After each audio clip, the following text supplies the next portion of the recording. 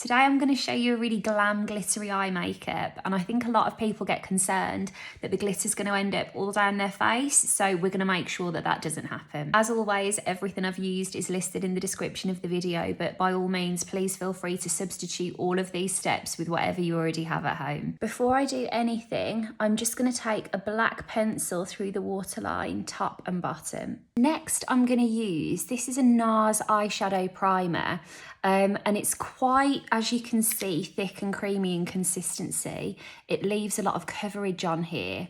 Now, one of the reasons I'm going to use this is that I have like a patch of eczema that flares up a lot on my eye. I don't know exactly what causes it. It's usually like when I'm a bit run down or haven't had loads of sleep, things like that. But just to really kind of create a barrier between the glitter and my skin, I'm almost laying this down as an extra level of protection. Now, another thing I would say is that if you struggle to get your eyeshadows to last or they crease a lot, this is so amazing at helping to lock everything in for the night. It dries to this kind of clay-like finish, which really pulls the pigment from anything that you put on top of it. And as you can see, I'm going to buff it right the way outwards to catch any kind of smokiness that I pull right the way through. And I'm just going to set that with a tiny bit of translucent setting powder so that it's velvety to the touch by the time I get my powder eyeshadows on here, because otherwise if it's still in any way tacky, the powders might not go on completely smoothly. Now, one of my favourite things to do if I'm doing a really smoky eye is to just use a bit of bronzer to sweep through the sockets to kind of lay a bit of a template and a framework for, it's almost a transition that when I put my darker colours here, they will blend out into this bronze and then dissolve into nothing. And now for smoky eyes, I'm going to use today the Pat McGrath Moonlit Seduction Palette, layer some matte shadows down and then add some pops of glitter to give it a multi-dimensional finish. I love Pat McGrath, I think it's such a great brand. I also know that it is a real investment. I want you to just look at kind of the textures and colours that I'm using and feel free to use whatever you already have at home.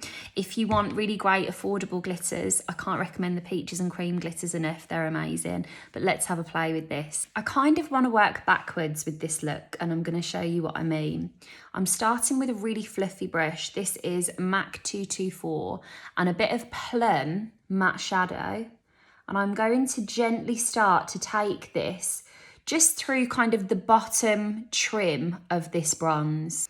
And each time you want to pick up the brush and buff it inwards. I didn't do that with the bronze because that was just kind of an all over wash. But for this, we want the majority of the pigment to be deposited in the outer corners and get softer as we go further towards the inside eye. And if you've got more of a hooded eye shape, feel free to go well above the natural crease of your eye, so that even when you're resting, all of these colours are visible. And I know when you look down into your mirror like this, it might feel like it's quite a lot, but you're not going to be doing that. You're going to be sat at the table, at dinner, wherever you're going and looking forward on, and no one's going to be looking at you from that angle, so it's going to be fine. See, I actually followed my own instructions on this side and it's much neater. This side is a bit messier. You know what? If this was a night out, I'm not going to sit there and agonise over that. I'm just going to kind of get it all on, and when you put glitter on it, it will all be fine. Now I'm going to take a pencil brush and the same Plum. And what I want to do now is... I stopped myself there because I'm doing this glitter thing afterwards and I was like, do I want to put purple under there? I will. I'll just put the glitter over this afterwards. I saw a tutorial basically. Donny Davey has done this tutorial this week on the Half Magic Beauty page of the glitter tears that she did on Zendaya in the scene in Euphoria when... her and Jules are like in that little kind of tent thing, for lack of a better word. You know the makeup, I feel like, when I tell you the glitter tears, if you've watched the show. So basically, when I've done this makeup, I'm going to add the glitter tears. I'm sure you will agree, this is all very elaborate for someone that is literally staying home today. to watch Strictly Come Dancing. And as you can see, we're just going like Kate in Liverpool used to say when she was training me, you're taking this colour around the corner. I need to look at this in the mirror, sorry, because it's not as even. Doesn't matter if it's not, we can buff it out. But then we need that colour going around the corner, that's great. And then this same blending brush is just going to soften that, and we're going to buff it round. Now we're going to make this really smoky. We're going to take a chocolate brown on a really flat brush, flat thin brush, and just pack this all over the lid, up to the natural crease. And I'm tilting my head back. Want to get that right in there. Do you see already there's drop down? But it doesn't matter because we're going to clean that up. And I'm kind of patting this on rather than rubbing it back and forth, because if I were to rub back and forth, you'd also get loads of brown in here. And actually you can see like how nice would that have been if I just put some gold glitter there or something, but it's Halloween weekend, so we're not doing that today. Now, there we have it as it is. Rather than add any more product, we're going to use the same brush that had the plum colour on it and just really gently tickle the edge of the darker colour. Again, we don't want to go back and forth necessarily.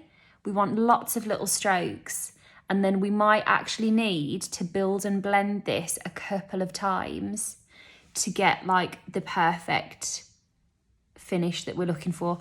There's me, like, we're not going back and forth, and I just went back and forth.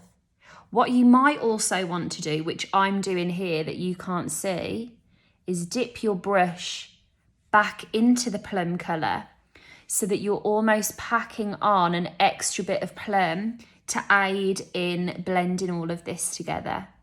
That'll do us. It's not perfectly even, but I feel like you could drive yourself insane trying to get them absolutely perfect. So now, wipe away. Look at the amount of stuff that's come off, and that would have been all over my foundation had I not done the eyes first. It's even down here, down the side of your nose. Isn't it amazing all of the places that your eyeshadow will go?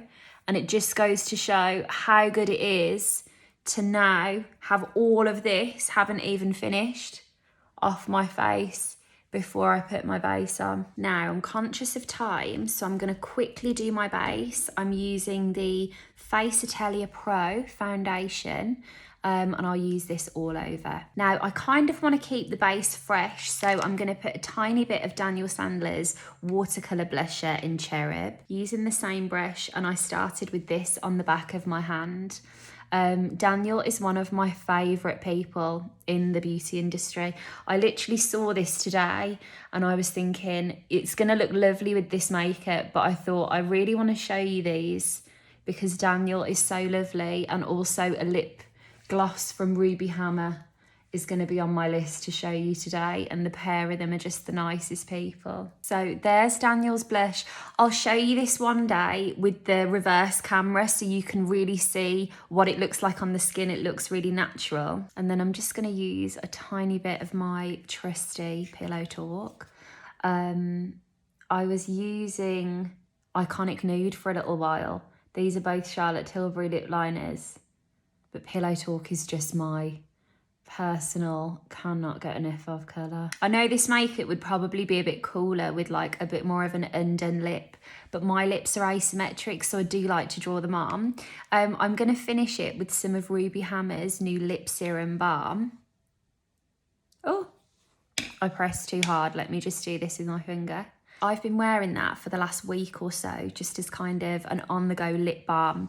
That is one of my favourite new products in I don't know how long. I just love that it's so comfortable. You've got a little sheen to it. Ruby is one of the nicest people in the world, and I really think with her products, obviously she's such an incredible makeup artist, everything is really well considered, that it's not really things that are going to sit in a drawer that you'll never use. They're all things that you'll use kind of the very last drop of. So that is absolute fave. Let's return to the scene of the crime here a moment.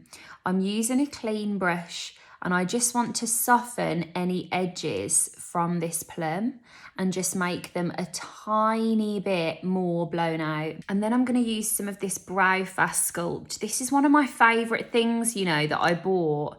I think I bought this year. Used to like it, but I've been growing my brows out, and probably because I haven't been doing as many videos, you'll really see it now. But I absolutely love this. It's really nice for kind of like a really natural bushy brow look.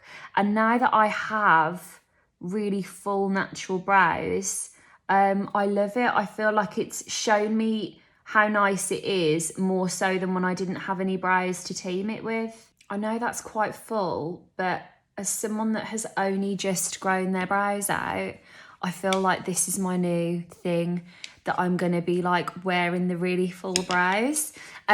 This side, interestingly, I think I'm going to tint them because there's a lot of hair there, but it's quite a bit blonder. So this is nice for showing what is actually there and picking up every single little detail. And you see how those brow strokes, are kind of almost dipping into the blend. So it was really important that we did that step last so that they're huge, aren't they? They are actually a bit big, but I've done them now. It's just kind of one of those decisions that there's no real going back from now. So let's move forward. I don't want to powder too much. I like that it's fresh, but I just want to address the T-zone. So using a little fluffy brush. This is one of the Look Good Feel Better blending brushes, which I think are really lovely. Do a really lovely soft blend, great for like a small powder job like this. And any proceeds go to the Look Good Feel Better charity. So you're doing a good deed if you need to top up your brushes. Now for glitter. There's 2 reasons why I've done the glitter last. Number 1, I'm obviously making a TikTok. Number 2, I wanted to show you that if you pick your glitter up with your ring finger really densely packed on to the back of it, rather than using a brush, you can achieve a really dense wash of colour that won't drop down your face. And I've actually flipped the camera around, so I'm not looking directly at you, but I can hopefully show you this as clearly as possible.